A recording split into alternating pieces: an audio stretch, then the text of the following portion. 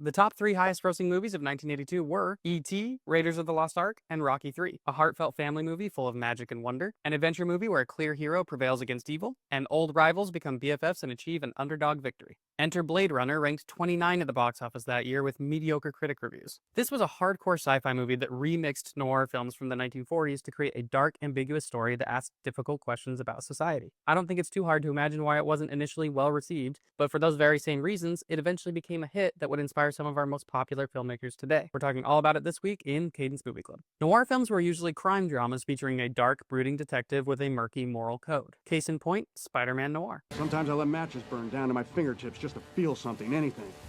Oh. The detective character often comes into contact with a femme fatale, a female character who is mysterious and seductive. Their relationship often puts the detective in a difficult position. We see those archetypes in Blade Runner with Deckard as the detective and Rachel as the femme fatale. Because of this and a bunch of other remixed noir tropes, Blade Runner is considered a foundational movie for two new subgenres. One is neo-noir, which is the noir style set in modern or futuristic periods, and the other is cyberpunk, which is usually a dystopian future that features gritty urban decay side by side with advanced technology. Christopher Nolan, Guillermo del Toro, Denis Villeneuve, and many others have all cited Blade Runner as a major influence, but at the time of release, general audiences weren't too interested. And I don't really blame them. Science fiction has rarely been the most accessible genre. Comedies make us laugh, horror makes us scream, adventure makes us cheer, but sci-fi makes us contemplate difficult questions. Blade Runner was no exception, and it presented its questions through a complex world that, like a lot of other sci-fi, refused to hold the audience's hand. So, especially on a first watch, it can be confusing and weird, which is probably why the studio added a voiceover narration to the original theatrical cut, despite Ridley Scott and Harrison Ford being adamantly against it. The charmer's name was Gaff. I'd seen him around. Bryant must have upped him to the Blade Runner unit. As the fan base grew over time, Warner Brothers would release multiple cuts of the movie that eventually culminated in the final cut, which was Ridley Scott's approved version. So if you thought the Snyder Cut was the first time Warner Brothers dealt with fans demanding to see their beloved filmmaker's true vision, think again. I was somehow really invested in the Zack Snyder cut of Justice League. If Blade Runner resonated with you right away, that's awesome. But in my experience, most people are a little puzzled the first time they watch it. So let's break it down to see if we can figure out what questions this sci-fi story is asking. Deckard is a type of detective known as a Blade Runner. Blade Runners are specifically responsible for hunting down replicants. Replicants are a type of artificial intelligence manufactured by the Tyrell Corporation. But they're not robots or even androids. We're not talking clankers here. They might have started that way, but by the time the story starts, replicants have advanced to the Nexus phase, which means they are bioengineered. There's no machine element, they are virtually indistinguishable from humans. Most of them were built for forced manual labor in off-world colonies. As a result, they were designed with enhanced physical traits like strength and agility, but reduced emotional capacity. But they ended up developing emotions anyway and launched a violent rebellion. This caused replicants to become totally illegal on Earth. Replicants now try to live on Earth undetected, and this is where Deckard comes in.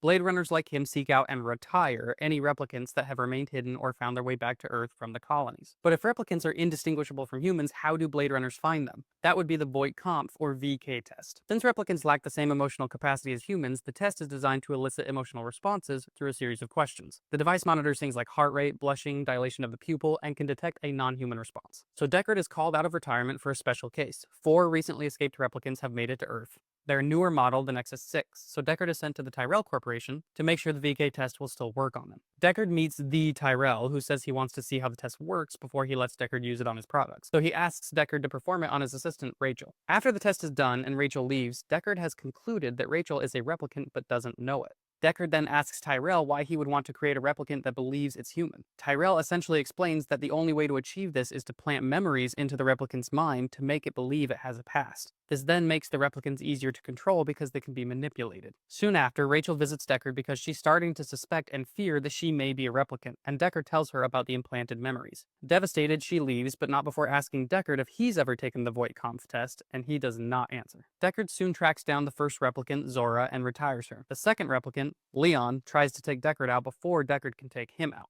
But Deckard is saved at the last moment by Rachel. This complicates things because Deckard's boss has instructed him to retire Rachel as well after learning she is a replicant. They both go back to Deckard's apartment. Now we have to take a slight detour here and discuss the uncomfortable scene between Deckard and Rachel. This is a sensitive topic, so I'm going to discuss it academically. I'm going to provide some context that might make it more clear why the scene is in the movie. I'm not telling you how to feel about it. Watching this scene today, it's almost impossible not to see Deckard's actions as assault. But as you may have noticed, aspects of the scene don't really seem to be depicting it that way. The music and the cinematography seem to be treating it more like a romantic scene. The rest of the movie's plot doesn't acknowledge the assault. Deckard and Rachel continue to have a relationship. The unfortunate truth is that Hollywood movies have had a long, sad history of depicting male aggression as romance. You can see it in many of the James Bond movies, particularly the Sean Connery era. Even Rocky's first romantic scene with Adrian is problematic by today's standards. The trope, as silly as it sounds now, was that the woman was only resisting the romance because of some inner conflict. Either she was timid and shy or felt it was inappropriate for some other reason. So then the man comes in with all this confidence and masculine energy to override those things because he knows she really wants it. I believe this used to be a trope for a mix of reasons. Yes, our societal standards were different, but also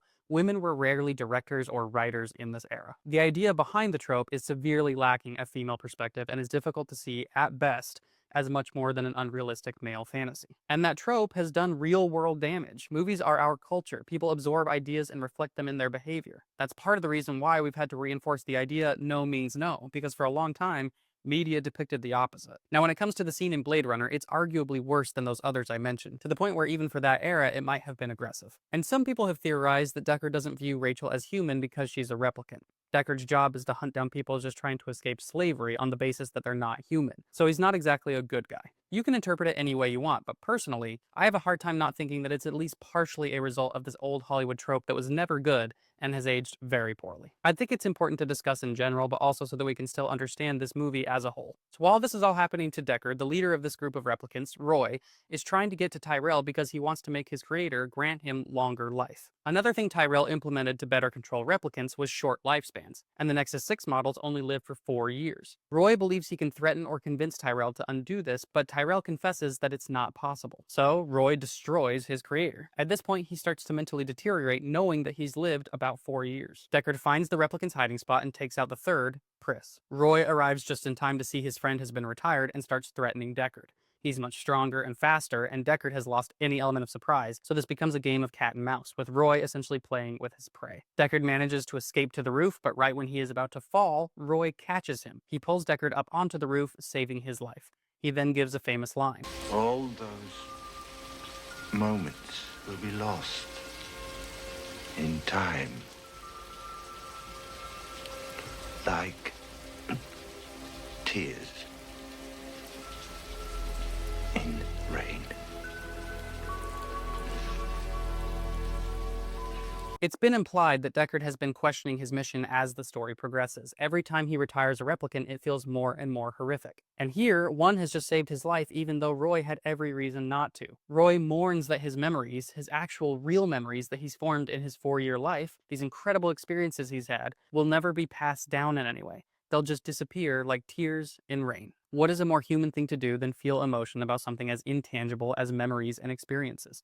Ultimately, these replicants, like any person, just wanted to live. Deckard then goes back to his apartment. He leaves with Rachel, and in the final cut, it's a little more ambiguous, but I think most people would agree that having witnessed humanity in Roy and other replicants, Deckard determines that there is no difference between them and humans, so he chooses to rescue Rachel from being retired. But there's one last detail. From the beginning of the movie, one of the other Blade Runners has been making origami animals, and Deckard also has had a very distinct dream, or perhaps a memory, of a unicorn. So when he sees that there is an origami unicorn, it implies that Deckard's memories are maybe not his own, and that therefore, he might be a replicant himself. Another way the movie hints at this is a visual cue. Replicants and other artificial creatures have a glow in their eyes in certain lighting. And in one of the scenes with Deckard and Rachel, if you look close, his eyes had the same glow in the background. So, what kinds of questions is Blade Runner asking? What difficult aspects of society is it trying to draw attention to? Are we asking about the future of corporate power with the Tyrell Company? Are we asking about the possibility of artificial intelligence with replicants? Are we asking about environmentalism with the awful state of a future Los Angeles? The answer is probably yes, but the movie doesn't do any of the work for you. It presents scenarios and wants you to make something of it. Personally, I'm most drawn to the idea that a corporation can create beings capable of intelligent thought and emotion and still classify them as less than human. And the rest of society just accepts it because they're told so by people in power. Despite all evidence to the contrary, Deckard persists in the belief that he's simply upholding the law when he hunts down replicants. So when the movie implies that he may be a replicant as well, it's not a gut punch reveal. It's something that could have torn him apart, but he's now realized it doesn't matter. He's alive, Rachel's alive, and his goal now is to make sure they both keep living. But that's just my big takeaway. I'd love to hear your thoughts and theories because it could be completely different. But before we go, let's take a sneak peek at next week's movie, The Big Lebowski. This movie is probably the one that most treads the line between sleeper hit and cult classic out of all of our movies this month. It has a really dedicated group of fans. It's the kind of movie that people hold private screenings for and everyone dresses up. But if you think that's a bit much, what if I told you that over 450,000 people have been ordained as priests in the Church of the Latter-day Dude? Yes, there is an official religious organization that practices dudism. Some dudist clergy have legally officiated weddings. This is all based around the main character in the movie, a man whose legal name is Jeffrey Lebowski but simply goes by the Dude.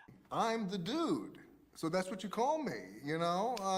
That or his dudeness or duder or, El Duderino if you're not into the whole brevity thing. Now, honestly, the less I say about the plot, all the better for those of you that haven't seen it yet. The movie entirely revolves around the joy of this story unfolding. But I do think that you should keep a few things in mind. The movie is set at a very specific place and time, Los Angeles in the early 90s. The movie doesn't directly deal with the historical events at the time, but the social and political state of things heavily informs the characters. This is first and foremost a character-driven movie. And it's important to remember that depiction does not equal endorsement. This might seem obvious, but it's worth a reminder. If you hear a character say something that's not politically correct, it doesn't necessarily mean the movie agrees with that character or is advocating for their worldview. It could be a result of standards changing over time, but you have to consider that it might also be a deliberate choice, that the filmmakers chose to include those things to inform your perception of the character and their place in the overall story. And you're going to meet a lot of different types of people representing a wide range of worldviews over the course of the story.